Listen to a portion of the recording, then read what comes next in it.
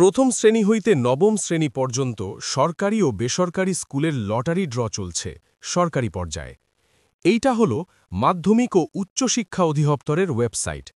প্রথমেই কেউ ঢুকলে বুঝতে পারবে না কোথায় ডিজিটাল লটারি অনুষ্ঠিত হচ্ছে ও লাইভ চলছে, কিন্তু কিছুক্ষণ সতর্ক দৃষ্টি দিলে এই লিঙ্কটা খুঁজে পাবেন হয়তো কেউ। এত বড় একটা ইভেন্ট লাইভ হচ্ছে, কিন্তু কোনো হাইলাইটেড লিঙ্ক নাই। অভিভাবকরা প্রথমেই ভিমরি খাবেন খুঁজে বের করতে। লিঙ্কটা হাইলাইটেড করে দেওয়া উচিত ছিল। এরপর লিঙ্কে ঢুকলে নিচেই স্ক্যান করে ঢোকানোর নোটিশটির টাইটেল পাওয়া যাবে, যার নিচে সেই বাংলা স্টাইলে চিরাচরিত সরকারি স্টাইলে টাইপ করা প্রজ্ঞাপন, যেখানে উল্লেখ্য আছে gsa.teletalk.com.bd, যেখান থেকে ছাত্রছাত্রীর আইডি ও পাসওয়ার্ড দিয়ে ফলাফল ডাউনলোড করার কথা বলা আছে ডিজিটাল লটারি প্রক্রিয়া সম্পন্ন হওয়ার পর। কিন্তু এই জায়গায় স্ক্যান কপি না বসিয়ে ফন্টযুক্ত নোটিশ বসালে ভালো হতো। তাতে করে এই লিঙ্কটি কপি করে সহজেই ব্রাউজ করে ঢুকা যেত। সরকারি সাইট নিশ্চয়ই বাজেট করে বানিয়েছে, আর অনেক সরকারি লোকবলও আছে নিশ্চয়। স্ক্যান করে না দিয়ে ফন্টযুক্ত টেক্সট ব্যবহার করলে ভালো হতো অভিভাবকদের।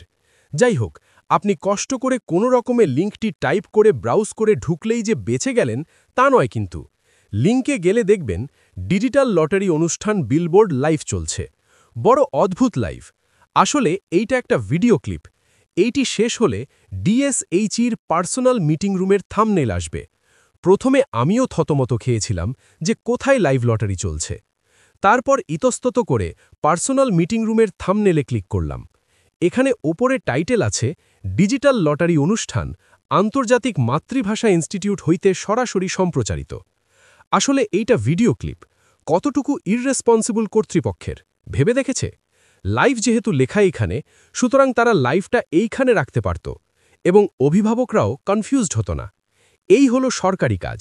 দানব বিদায়ের পরও ডিজিটাল ফরম্যাট সেই দানবীয় আমলেরই রয়ে গেছে। যাই হোক, পার্সোনাল মিটিং রুমের থাম্বনেইলে ঢুকলে আপনাকে নিয়ে যাবে ওদের ফেসবুকের লাইভ পেজে, যেখানে আসলে নিজস্ব লাইভ এমবেডেড স্ট্রিমিং নয়, বরং ওদের প্রজেক্টরের দিকে ভিডিও ক্যামেরার লাইভ চলছে, যাহা তেসরাভাবে এবং অস্পষ্ট ও দ্রুত কি চলছে, কোন স্কুলের লটারি চলছে, কোন জেলার লটারি চলছে, কিভাবে লটারি প্রসেস হচ্ছে। প্রথমেই যে কোনো অভিভাবক দেখলে প্রথমে কিছুই বুঝতে পারবে না। একটি ব্যাপার দেখলাম, directorate of secondary and higher education ডিএসএইচইর পেজে গিয়ে ফটো গ্যালারি সেকশনে গেলে দেখবেন দানব আমলের অনেক ছবি তারা এখনও সংরক্ষিত করে রেখেছে। কেন? নতুন বাংলাদেশের একজন ২৪ চেতনার নাগরিক হয়ে আমি ভীষণ ধাক্কা খেলাম ও পরে দুঃখিত হলাম, এবং তারপরে লজ্জিত হলাম জুলাই যোদ্ধা শহীদ আবু সাইদ সহ সকল জুলাই যোদ্ধাদের কাছে। আমার প্রশ্ন, এইখানে এই প্রতিষ্ঠানে কর্মরত সকল কর্মকর্তা ও কর্মচারীগণরাও কি সমানভাবে লজ্জিত?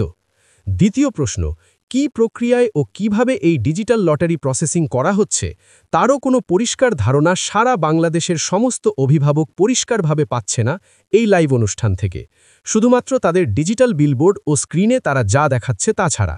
এরপর আসুন রেজাল্ট সেকশনে। প্রশ্ন হচ্ছে, টেলিটক একটি সরকারি মোবাইল সংস্থা, আর ভর্তি প্রক্রিয়া শিক্ষা সংক্রান্ত মন্ত্রণালয়ের অধীন। এর সব কিছু হবে মাধ্যমিক ও উচ্চশিক্ষা অধিদপ্তরের আওতাধীন ডিজিটাল প্রক্রিয়ার মাধ্যমে। তাতে অভিভাবকরা একটি জায়গাতেই কেন্দ্রীভূত থাকতে পারত। একবার টেলিটক, একবার dshi.gov.bd, একবার gsa.teletalk.com.bd, এইরূপ বিভিন্ন জায়গায় উদ্বিগ্ন হয়ে ঘুরে ফিরে খুঁজে বের করা অত্যন্ত চিত্তাকর্ষক নয় নিশ্চয়ই অভিভাবকদের কাছে। দানব পলায়নের বছরেরও বেশি হয়ে গেল, কিন্তু এই সব জায়গাগুলোর ডিজিটাল ব্যবস্থাপনা এখনও উন্নত হল না কেন? প্রশ্ন নতুন বাংলাদেশের ক্ষিপ্ত জনগণের মনে। যাই হোক, রেজাল্টে যাওয়ার পর দেখা যায় ফার্স্ট রেজাল্ট লিস্ট। তার মানে এইখানেও কনফিউশন। আরে ভাই, আপনারা কি অভিভাবকদের সর্বদা কনফিউশনেই রাখবেন? দানবের আমলে ১৬ বছর জাতি নিষ্পেষিত ছিল ডিজিটাল চুরির কাছে, আর ২৪-এর পর সেই জাতি গিনিপিগের মতো এখনও কনফিউশনই খেয়ে যাচ্ছে। শান্তিতে কি আর থাকতে দেবেন না? ফার্স্ট রেজাল্ট লিস্ট মানে কি? এইটা কি ঢাকার লিস্ট, নাকি চট্টগ্রামের লিস্ট, নাকি অন্য কোনো জায়গার লিস্ট? নাকি এরপর আরও লিস্ট আছে? সেকেন্ড লিস্ট কি আছে? থার্ড লিস্ট কি আছে? ওইটা একটু দয়া করে লিখে দিলে আপনাদের তো কোনো ক্ষতি হতো না, তাই না? ডিজিটাল মাধ্যমে কি পেপারের খরচ লাগে? এইখানে একটু ভেঙে বলে দেওয়া যেত যে এই ফার্স্ট লিস্টের মানে কি, আরও লিস্ট আছে কিনা, আরও লিস্ট থাকলে সেইগুলো কখন আসবে। এইরূপ তথ্যবহুল হওয়া উচিত ছিল মাধ্যমিক ও উচ্চশিক্ষা অধিদপ্তরের। ২৪-এর পর দ্বিতীয় স্বাধীনতার বাংলাদেশে এই সব ফ্যাসিস্ট আমলের ড্রামা আর চলবে না। নিজেদের আপডেট করুন ও আরও তথ্যবহুল ডিজিটাল ফরম্যাট নিয়ে এসে গুছিয়ে কাজ করুন এবং অভিভাবকদেরকেও একটু শান্তিতে রাখুন। ধন্যবাদ।